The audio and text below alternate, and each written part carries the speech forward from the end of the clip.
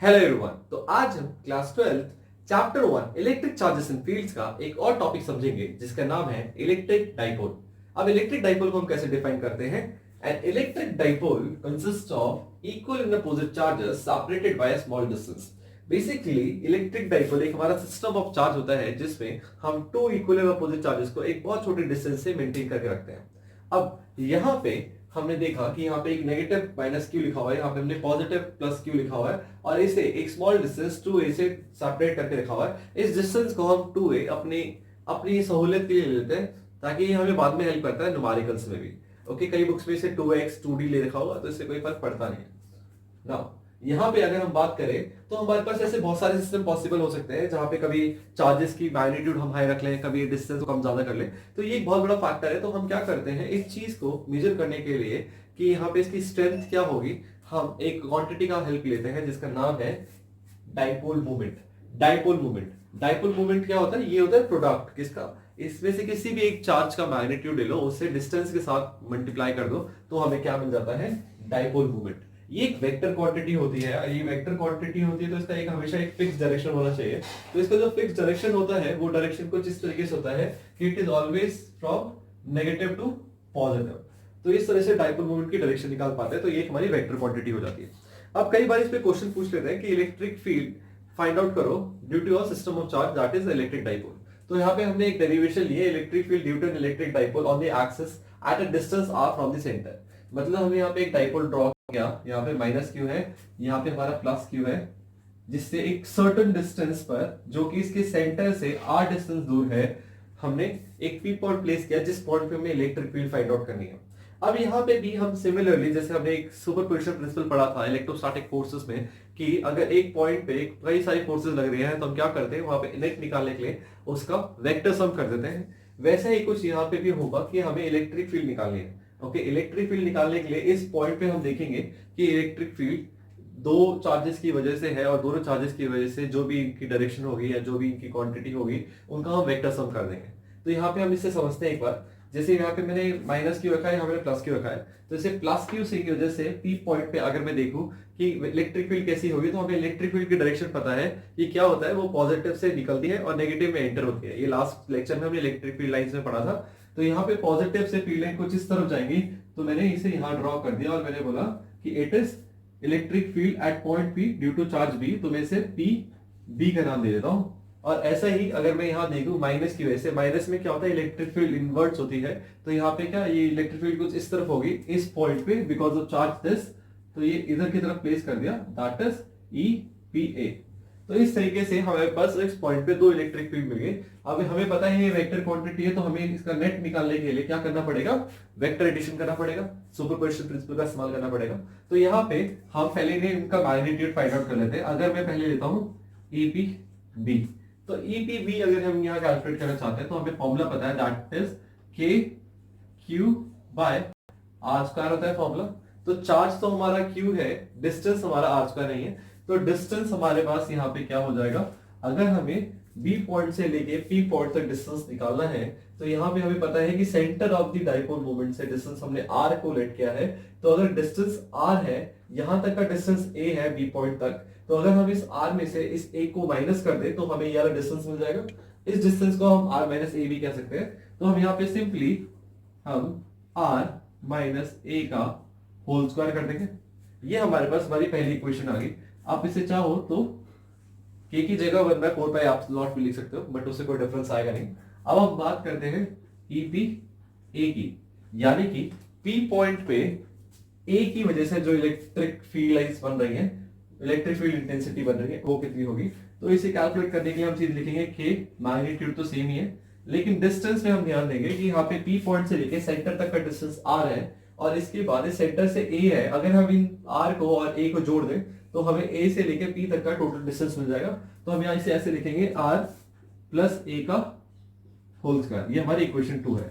अब हमें पता है कि हमें वहां पे नेट इलेक्ट्रिक फील्ड निकालनी है। तो नेट इलेक्ट्रिक फील्ड के लिए हम क्या करेंगे, हम वेक्टर एडिशन करेंगे। तो यहाँ पे क्या हो जाएगा E vector P B plus E vector P A. तो हमने यहाँ पे दोनों क्वांटिटीज लिख ली। अब हमें पता है कि अगर इनका वेक्टर एडिशन करना है तो इन दोनों की डायरेक्शन इस पॉइंट पे अपोजिट है, तो एक को अगर हम प्लस ले रहे हैं तो दूसरी क्वांटिटी को हमें माइनस लेना पड़ेगा। तो हम यहाँ पे यही करेंगे। यहाँ पे हमने क्या किया, पहले के क्यू आर माइनस ए का होल स्क्वायर, और ये अगर हमें पता है कि डायरेक्शन अपोजिट है तो यहाँ पे हम क्या लेंगे, माइनस। ये बताता है कि इन दोनों में से एक की डायरेक्शन अपोजिट है, जैसे हमें वहां पे डायग्राम में भी दिख रहा है।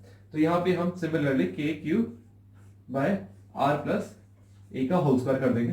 के हमें कॉमन दिख रहा है, क्यू भी हमें कॉमन दिख रहा है, हमारे पास के क्यू बाहर आ जाएगा तो हमें बचेगा 1 बाय आर ए का whole square minus 1 by R plus A का होल स्क्वायर। तो इसे हम फर्दर सॉल्व करेंगे।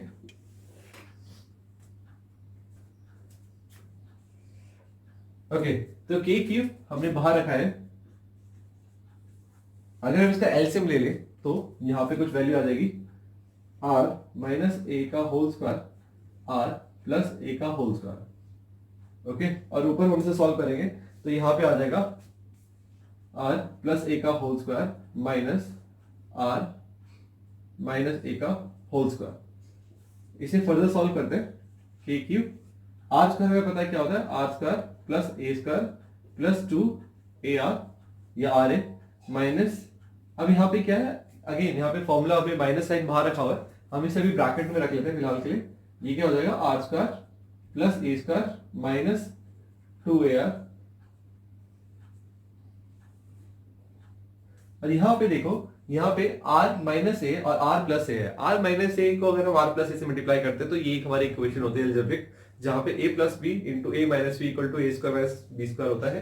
तो यहाँ पे अगर इन दोनों को दो दो बार रखा है कि यहाँ पे इसका स्क्वायर है इसका भी स्क्वायर है, तो हम सिंपली ये कह सकते हैं कि ये हमारी इक्वेशन बन गई r square minus a square का होल स्क्वायर, क्योंकि ये दो बार रिपीट हो रही है तो इनका होल स्क्वायर भी हो गया। ओके, तो ना इसे हम फर्दर सॉल्व करेंगे। हम माइनस को ब्रैकेट के अंदर ले जाते हैं, तो ये हो जाएगा k cube r square plus a square plus 2 A r, minus अंदर लेंगे तो ये हो गया minus r square minus a square plus 2 A r. Okay, और नीचे हमारे पास वैल्यू है आर स्क्वायर ए स्क्वायर का होल स्क्वायर। अब यहाँ हम देख सकते हैं कि यहाँ पे आर स्क्वायर यहाँ एक प्लस में है, यहाँ एक माइनस में है, फिर यहाँ पे ए स्क्वायर प्लस में एक माइनस में है, तो हम सिंपली क्या करेंगे, इन्हें कैंसिल कर देंगे। अब हमारे पास क्या बच गया, प्लस 2 ए आर प्लस 2 ए आर। इन दोनों को ऐड करेंगे तो हमारे पास कुछ सिस्टम में वैल्यू बचेगी 4 a r upon r square minus a square. अब यहाँ पे हमें 4 ए आर और यहाँ पे क्यू दिख रहा है, तो अगर हम इसमें से 2 ए क्यू की वैल्यू का अलग कर ले तो हमें दिखेगा डाइपोल मोमेंट। तो हम इसे कुछ इस तरीके से लिख सकते हैं, अगर हम 2 बाहर ले लें, के यहां ले लें, तो हमारे पास बचेगा क्या, 2 ए क्यू और एक आर बचेगा upon r square minus a square का होल स्क्वायर। अब यहाँ पे हमारे पास ये एक डाइपोल मोमेंट का फॉर्मूला आ गया। और हमें एक चीज और यहाँ पे देखनी होगी कि यहाँ पे जो डिस्टेंस होता है, हमने पहले ही बोला था, ये बहुत स्मॉल डिस्टेंस होता है, ठीक है। और अगर हम ए की बात करें तो ए क्या होगा, इसका हाफ डिस्टेंस हो जाएगा। इसका हाफ डिस्टेंस यहाँ से यहाँ तक का ए है और यहाँ से यहाँ तक का भी ए है। अब अगर ये वैल्यू पहले से ही बहुत छोटी है, अगर हम ये वैल्यू पहले से बहुत छोटी है तो उसका स्क्वायर कितना छोटा होगा। अगर हम बोलते हैं कि ये 1 सेंटीमीटर यानी 0.01 मीटर है, उसको हम स्क्वायर कर दे तो it will be equal to 0.0001 metre. तो वैल्यू कितनी छोटी होती है अगर हम किसी छोटी वैल्यू का स्क्वायर करते हैं। तो यहाँ पे हम कह सकते हैं कि आर जो है हमारा वो वेरी वेरी ग्रेटर देन है ए से। तो हम क्या करते हैं, ए को नेग्लेक्ट कर सकते हैं। तो क्या कर सकते हैं, ए कैन बी या ए स्क्वायर कैन बी नेग्लेक्टेड। तो इसे अगर हम नेग्लेक्ट कर दें तो इक्वेशन कुछ इस तरीके से बन जाएगी। अगर हम इसे नेग्लेक्ट कर देंगे तो यहाँ पे आर स्क्वायर का होल स्क्वायर यानी आर की पावर 4 होगा। यहाँ आर की पावर 4 है, यहाँ पे आर है। अगर हम इसे कैंसिल करेंगे तो यहाँ आर क्यूब बच जाएगा। तो और यहाँ पे हमें बचेगा 2k p bye are cube.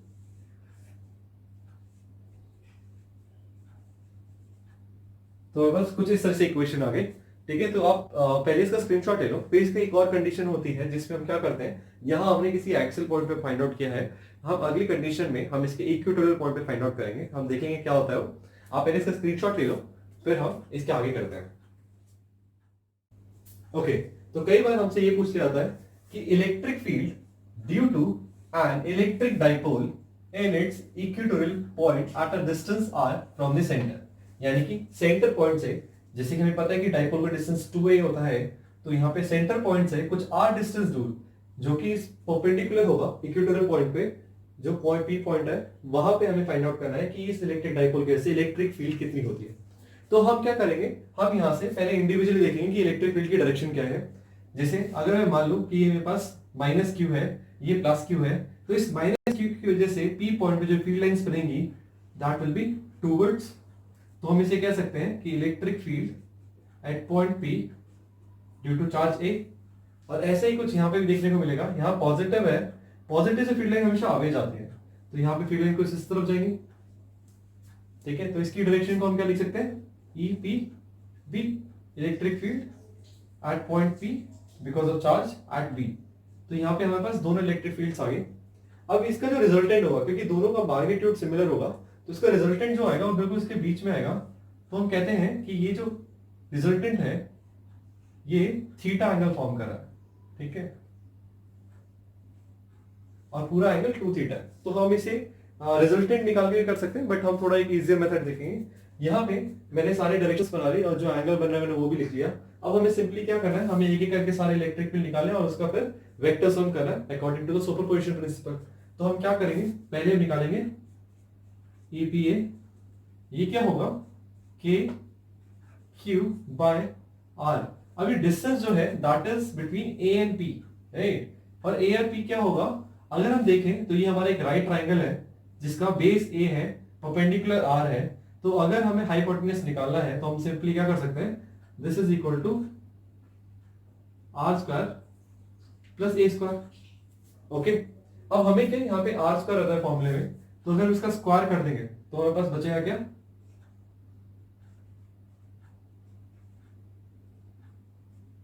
बस ये बचेगा। क्यों, क्योंकि हमें क्या निकालना है, हमें पता है ये डिस्टेंस आर स्क्वायर होता है, तो इस इक्वेशन को मैंने फर्स्ट मान लिया। अब ऐसे ही हम क्या करेंगे, E P B find out करेंगे, तो ये जगह k q on r square plus a square बिल्कुल सेम होगा। कैसे पता चला, क्योंकि यहाँ पे भी डिस्टेंस क्या है, आर और ए के बीच में, under root r square plus a square, और अगेन इसका स्क्वायर होता है, तो हम क्या करेंगे, ये हमारा हाइपोटेन्यूज है, इसको हम अभी के लिए एक्स मान लेते हैं। these are equal distances, right? और हमें यहाँ पे a स्क्वायर की वैल्यू पुट करनी है, तो हम इसका स्क्वायर करेंगे तो अंडर रूट हट जाएगा। तो इस तरीके से हमें दोनों इलेक्ट्रिक फील्ड मिल गई। अब हमें क्या करना है, हमें नेट निकालना है। तो नेट निकालने के लिए हम इसका वेक्टर सम कर देंगे।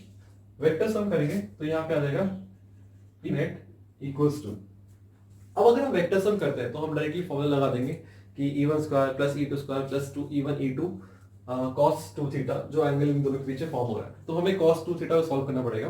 तो यहाँ पे लेकिन अगर हम ध्यान दें तो हमें पता है ये दोनों वेक्टर है और दोनों इक्वल एंगल पे ही प्लेस्ड है, और बिल्कुल सेंटर पे जो थीटा एंगल यहाँ फॉर्म कर रहा है वही थीटा एंगल यहाँ फॉर्म करेगा। ओके, तो हम क्या करें, हम इसके लिए एक बार इसके कंपोनेंट ब्रेक कर लेते हैं। जैसे अगर मैं बात करूं ईपीबी की, तो ईपीबी में अगर कंपोनेंट ब्रेक करें तो इसका एक कंपोनेंट इधर जाएगा जिसे हम कह सकते हैं ईपीबी कॉस थीटा। ओके, और जो दूसरा कंपोनेंट होगा वो इधर जाएगा जिसे हम कह सकते हैं ईपीबी साइन थीटा।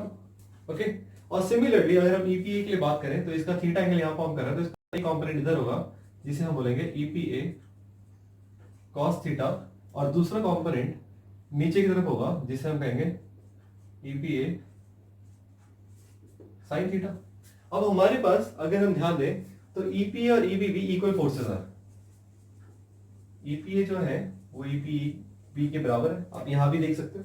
अगर ये दोनों बराबर है तो क्या करेंगे, इन दोनों के डायरेक्शन में अपोजिट, और ये बराबर भी, इसका मतलब ये दोनों एक दूसरे से कैंसिल हो जाएंगे, इक्वल एंड अपोजिट है। तो अब हम इसके फर्दर सॉल्व करेंगे तो हमारे पास अगर वेक्टर नेट निकाला है तो ये इन दोनों का सम होगा, क्योंकि इन दोनों की डायरेक्शन सेम दिख रही है हमें। तो हम क्या कह सकते हैं, हम कह सकते हैं कि इसका नेट जो है that is equal to EPA cos theta plus EPB cos theta. Okay, अब हमें पता है ईपीए ईपीबी सेम है तो हम कॉमन ले सकते हैं, तो हम सीधे लिखेंगे ईपीए। अब दोनों ही बराबर तो इन दोनों को ईपीए ईपीए मान लिया, बचेगा मेरे पास 2, सॉरी ये क्या दोनों बराबर है तो हम सीधे इसका डायरेक्ट सम कर सकते हैं 2 EPA cos थीटा। अब 2 EPA cos थीटा आ गया हमारे पास, EPA की वैल्यू हमें पता है, cos थीटा की वैल्यू हमें निकालनी पड़ेगी, तो हमारी इक्वेशन निकल आएगा। अब cos थीटा की वैल्यू कैसे निकालें? अगर हम cos थीटा को यहाँ देखें तो यहाँ पे थीटा एंगल जो यहाँ फॉर्म हो रहा है वही यहाँ पे फॉर्म हो रहा है। अब cos थीटा, अगर थीटा यहाँ है तो क्या हम यहाँ से cos थीटा की वैल्यू निकाल सकते हैं? cos थीटा पे अगर हम ध्यान दें तो cos थीटा हमारा होता है since cos theta is equal to what? Base upon hypotenuse. अब यहाँ पे अगर ये थीटा है तो हमारा बेस a हो जाएगा और हाइपोटेन्यूज हमारा x हो जाएगा। तो यहाँ पे हम सीधे सीधे लिख सकते हैं a by r square plus a square, वो भी अंडर रूट में। ओके, तो यहां से हमें वैल्यू मिल गई इसकी cos थीटा की। तो इसे अब इस इक्वेशन में पुट कर दो, इसे इक्वेशन 3 मान लेते हैं। पुटिंग द वैल्यू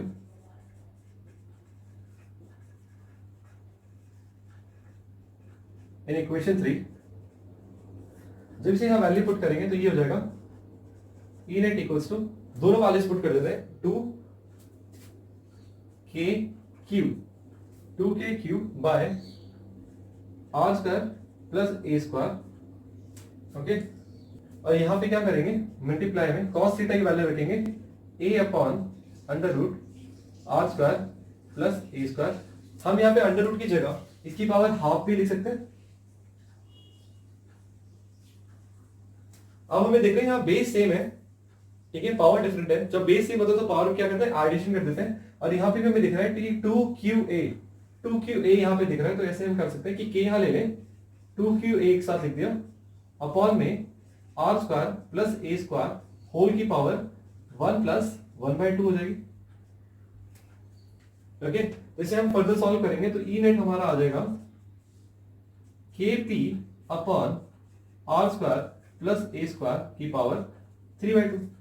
ठीक है, ये तो हमारे पास इक्वेशन आ गई। बट हमें पता है कि जो a होता है वो बहुत ही छोटा होता है। नाउ सिंस a जो हमारा बेसिकली r है वो वेरी वेरी ग्रेटर है, a लिख सकते हैं। ठीक है, therefore a square can be neglected. अगर हम इसे नेग्लेक्ट कर सकते हैं तो इस इक्वेशन से अगर हम a स्क्वायर नेग्लेक्ट कर दें तो हमें बचेगा आर स्क्वायर की पावर 3/2 और स्क्वायर से स्क्वायर कट के नीचे बचेगा आर क्यूब। तो ई नेट हमारे पास आ जाएगा KP अपॉन आर क्यूब। अगर हम इस इक्वेशन को ध्यान से देखें तो हमारे पास ये जो वैल्यू आ रही है नेट की वो बिल्कुल हाफ आ रही है जितनी हमारी एक्सेल में आई थी।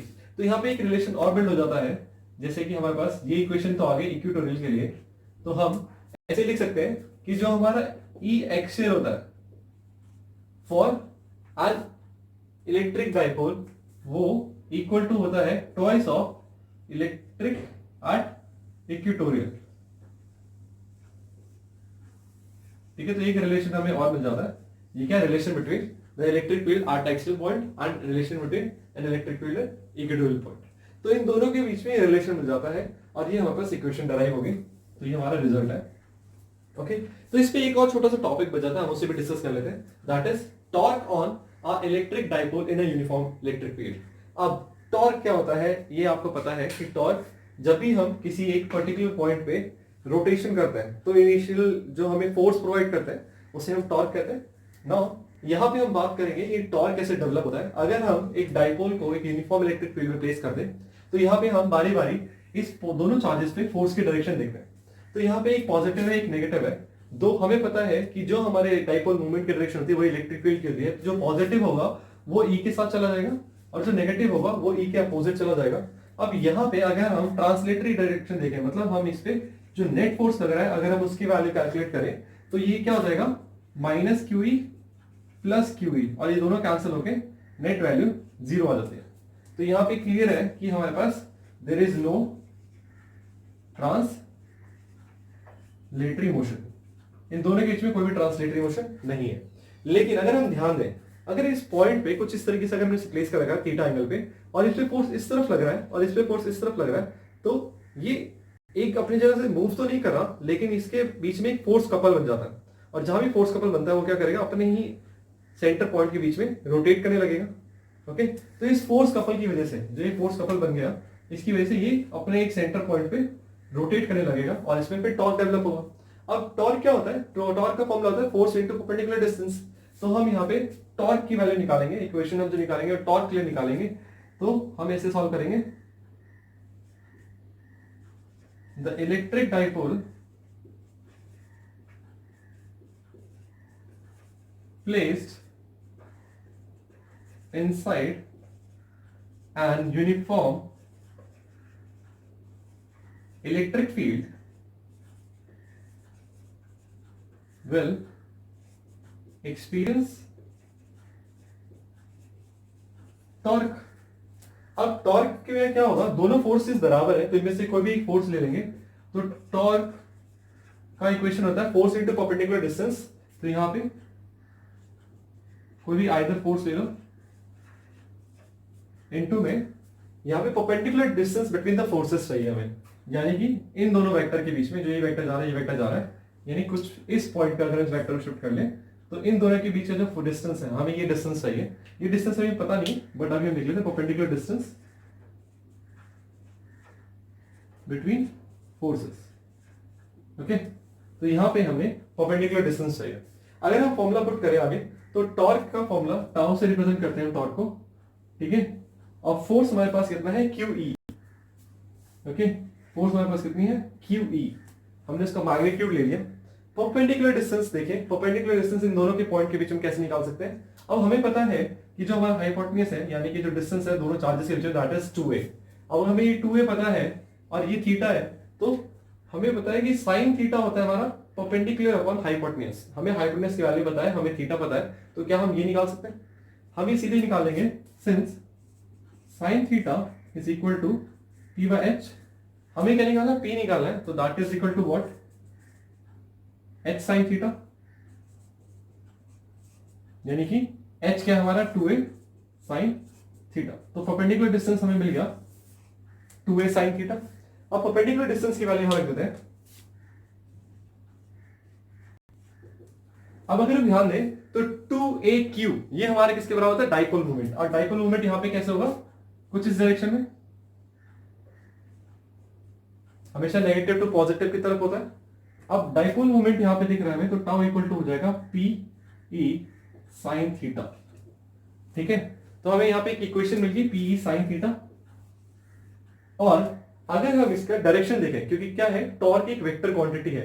अब यहाँ पे इलेक्ट्रिक फील्ड वेक्टर क्वांटिटी है और इलेक्ट्रिक डाइपोल मोमेंट भी वेक्टर क्वांटिटी। दो वेक्टर क्वांटिटी का प्रोडक्ट हमें क्या मिल रहा है? एक और वेक्टर क्वांटिटी मिल रहा है। तो हम इसे कुछ इस तरीके से भी रिप्रेजेंट कर सकते हैं कि ये इन दोनों वेक्टर क्वांटिटी का क्रॉस प्रोडक्ट है। और डायरेक्शन को अगर हम ध्यान से देखें, तो अगर हमारा मोमेंटम का डायरेक्शन ये है, इलेक्ट्रिक फील्ड का डायरेक्शन ये है, तो हम ऐसे ड्रॉ कर सकते हैं इसे कि इलेक्ट्रिक फील्ड हमारी इस तरफ है, P हमारी इस तरफ है, तो जो टॉर्क होगा वो इन दोनों के म्यूचुअल परपेंडिकुलर होगा। तो कुछ इस तरफ हमारे टॉर्क की डायरेक्शन मिल जाएगी। तो हम टॉर्क की डायरेक्शन को दोनों के म्यूचुअल डायरेक्शन देख सकते हैं। तो हमें टॉर्क की डायरेक्शन मिल गई और इसका मैग्नीट्यूड भी मिल गया, और टॉर्क हमारा वेक्टर क्वांटिटी था। तो इस तरीके से इन दोनों के म्यूचुअल परपेंडिकुलर डायरेक्शन पे हमारा टॉर्क होता है, और मैग्नीट्यूड हम डायरेक्टली इस रिलेशन से फाइंड आउट कर लेते हैं। तो ये हमने पढ़ा टॉर्क के बारे में, और यहाँ पे हमने काफी इलेक्ट्रिक डाइपोल कंप्लीट कर लिया टॉपिक। अब इस लेक्चर में हम फर्दर जो डिस्कस करने वाले हैं वो कुछ न्यूमेरिकल्स होंगे, लेकिन ये काफी बड़ा वीडियो हो जाएगा। तो आप एक काम कीजिए, आप अभी सिर्फ इतना कर लो, नेक्स्ट वीडियो में मैं आपको इसके न्यूमेरिकल सॉल्व करा दूंगा। Thank you so much.